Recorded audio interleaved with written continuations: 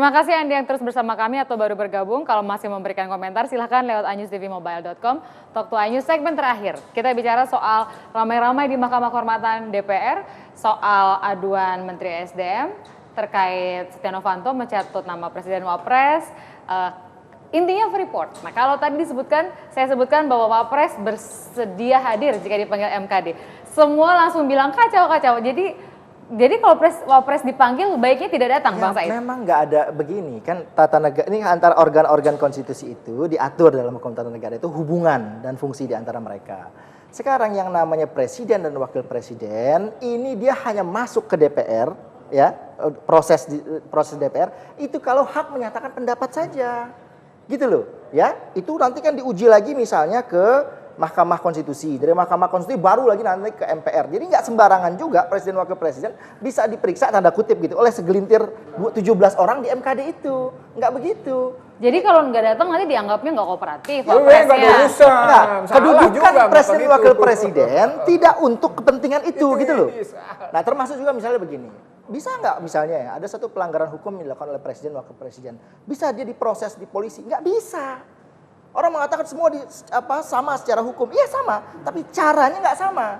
Bahwa semua harus diproses, ya yang memproses adalah DPR melalui proses politik. Gitu loh. Jadi nggak bisa proses kesalahan hukum katakanlah pidana yang dilakukan oleh presiden diproses oleh polisi, enggak.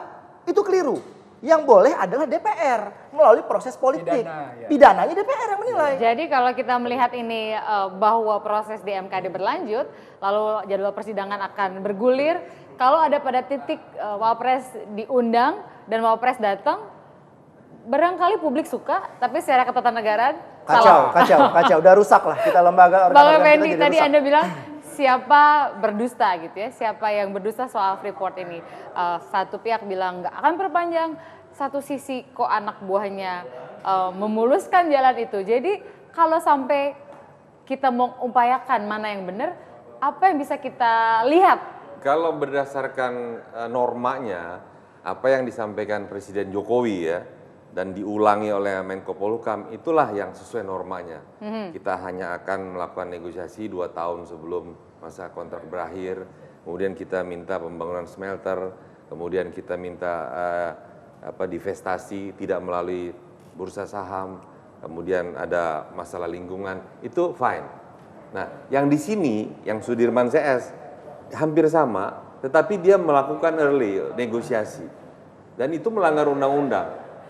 Ya, tapi menurut pengakuan dia ini sesuai arahan Presiden sebagai solusi 6 Oktober pertemuan dengan Moffett. Nah ini kita klarifikasi juga. Kemudian yang kedua, dia meminta divestasi tapi lewat pasar bursa saham. Artinya ini tidak sama, tidak sinkron. Inilah yang kemudian ya bertabrakan. Salah satu pasti bohong. Iya, bertabrakan. Pasti karena kepentingan ini tadinya sudah mulus sampai 7 Oktober, surat itu dibawa menjadi modal Pak Jokowi ke Obama. Nih lihat nih, saya sudah memberikan sinyal bahwa saya akan katanya nggak ada urusan Freeport ke Amerika. Siapa bilang 3 poin ketika dia mau berangkat. 1 soal minta penjelasan mengenai hubungan Jakarta-Beijing. Kedua mengenai kedekatan kita dengan Rusia soal pertahanan. Ketiga soal Freeport. Itu clear kok. Jadi disuruh pulang bukan gara-gara asap? Ya itu nantilah kita bahas.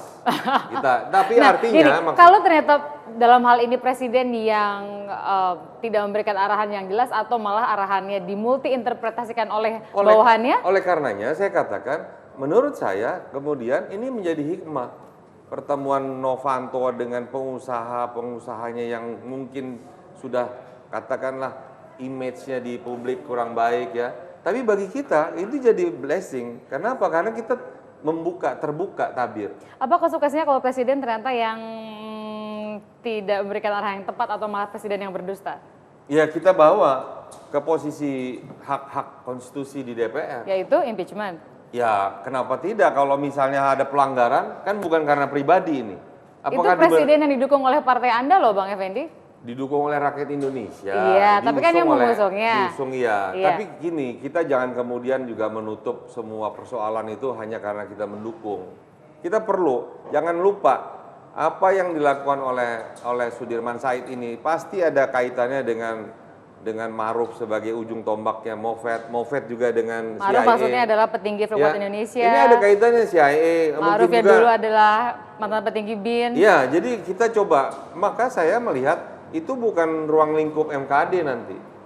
Ruang lingkup MKD itu hanya melihat kepatutan berdasarkan etika yang... Patut nggak sih Setia Novanto ketemu dengan pengusaha, dengan petinggi PT Freeport Indonesia? Oke, saya ingin melihat begini.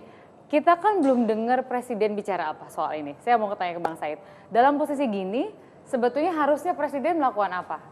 Ya, pertama, sebelum Sudirman melangkah saja, ya harusnya ke MKD maksudnya, itu sebenarnya Presiden harus mencegah itu. Karena cara penyelesaian tidak begitu. Hubungan di antara organ-organ konstitusi itu... Presiden nggak ngerti. Bukan, kan dia mengatakan sudah mendapat restu.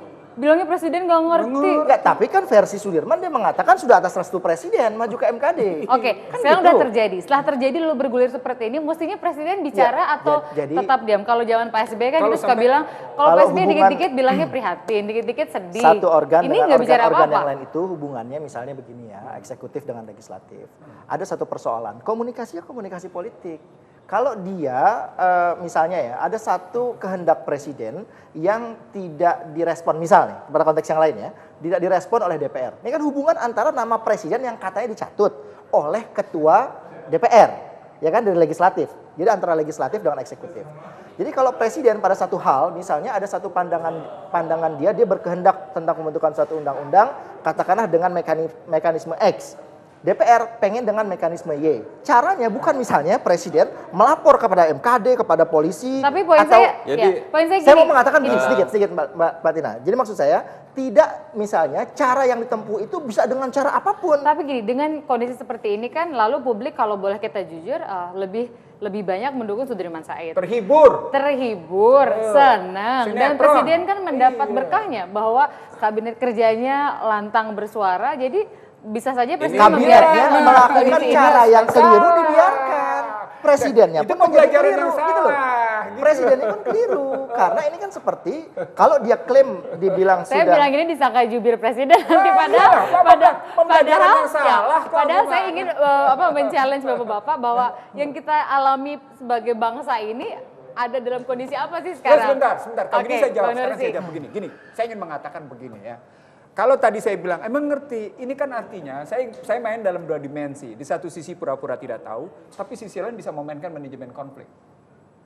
Dalam manajemen konflik, orang-orang yang menjadi petinggi negara harus memahami betul apa yang disebut oleh Said tadi sebagai hubungan tata kelembagaan antar negara. Harus dia pahami betul. Di era Orde Baru itu ada tabnya hubungan antar lembaga negara diatur sedemikian rupa posisinya. Jadi Anda lihat presiden lebih pada yang mana, yang nggak tahu atau yang memang sengaja ada manajemen konflik? Dalam beberapa peristiwa sebelumnya manajemen konflik tuh. Jadi sebuah kesengajaan. Dan manajemen konfliknya dalam bahasa kami dalam bercanda, manajemen konfliknya kasar, nggak halus. Nggak mestinya kalau kita memang Anda mau nunjukin seorang pemimpin, lalu kemudian Anda mau menunjukkan Anda mau mainkan konflik, mainlah manajemen konflik gaya orang Solo beneran. Jadi lembut gitu kayak loh. Gimana kayak orang Solo, lembut? Kalau ibaratnya sekarang Effendi sama Said saya mau adu, dia tidak boleh tahu bahwa saya ngadu gitu loh. Dan terus tahu gitu loh ceritanya. Itu baru keren gitu loh. Saya juga heran ya, Dina ya. Kok persoalan yang sangat serius kok dibiarkan jadi urusan infotainment sih? Ini gila. Itu menurunkan derajat nggak karu-karuan itu. Gila, benar-benar. Jadi yang paling seneng adalah dalam urusan ini adalah Freeport pasti adalah kan tadi saya bilang adu domba. Anda masuk ke dalam ajang adu domba. Apalagi yang paling menarik begini, tahu nggak? Coba kita tarik yang paling pertama kali muncul isunya itu apa? Nama presiden dicatut, katanya presiden minta 11, wapres minta 9, ya kan? Ini isu udah kemana-mana, pertanyaannya. Coba di mana kalimat itu kita bisa temukan dari alat bukti yang sekarang? Enggak ada. Sekarang udah bergeser kemana-mana. Inilah papa minta saham, ada lagi soal jet pribadi. Jadi udah kemana-mana. Tapi yang intinya, yang katanya ada pejabat negara berpengaruh saat belum muncul nama kan? Itu mencatut nama presiden, seolah-olah presiden minta 11, wapres minta 9. Sampai detik ini, kita nggak temukan itu barang di mana. Oke, terima kasih. Saya yakin kok isu ini masih terus bergulir, jadi jangan khawatir, bapak-bapak akan masih mungkin diundang-undang berulang-ulang dalam perkembangan. Yang harus yang menjadi bagian dari kita semua adalah mencerdaskan, bukan membodohi masyarakat. Betul. Itu pentingnya. Dan begini, pada poin saling ini kita melihat masing-masing mengatasnamakan untuk kepentingan bangsa dan negara. Alah. Normatif, keren, klise, tapi kenyataannya seperti apa kita akan nantikan dalam perkembangannya. Kenyataannya memalukan. Ya. Selamat malam. Thank you Bang. Thank you Bang.